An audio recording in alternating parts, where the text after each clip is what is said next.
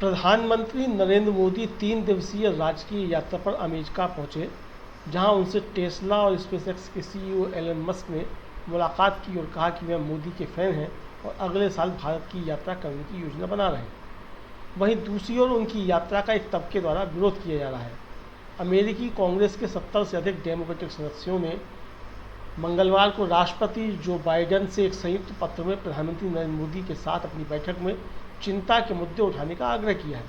सांसदों ने पत्र में कहा, मजबूत अमेरिका भारत संबंधों के लंबे समय से समर्थकों के रूप में हम यह भी मानते हैं कि दोस्तों को अपने मतभेदों पर ईमानदार और स्पष्ट तरीके से चर्चा करनी चाहिए।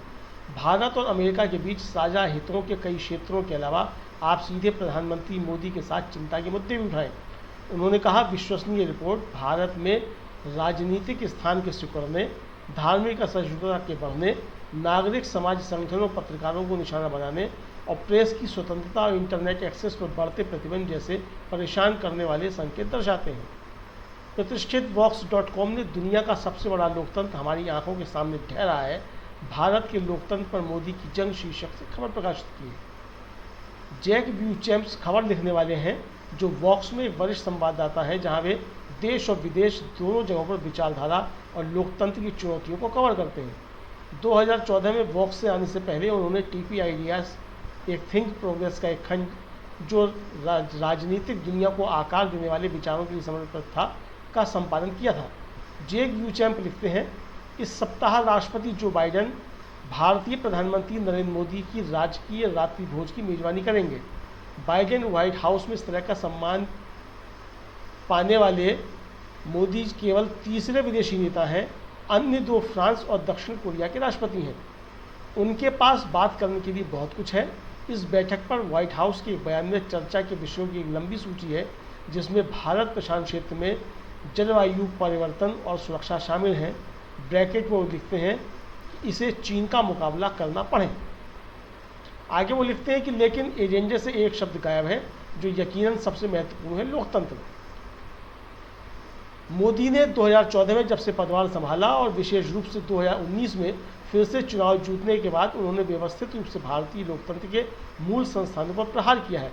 प्रधानमंत्री की सरकार ने चुनाव पर्यवेक्षण प्राधिकरण की स्वतंत्रता को कमजोर कर दिया है, न्यायाधीशों को अपने पक्ष में फैसला सुनाने के लिए हेरफेर किया है, अपने दुश्मनों के लिए कानून प्रवर्तन का इस्तेमाल किया है और भारतीय प्रेस पर अपना नियंत्रण बढ़ाया है।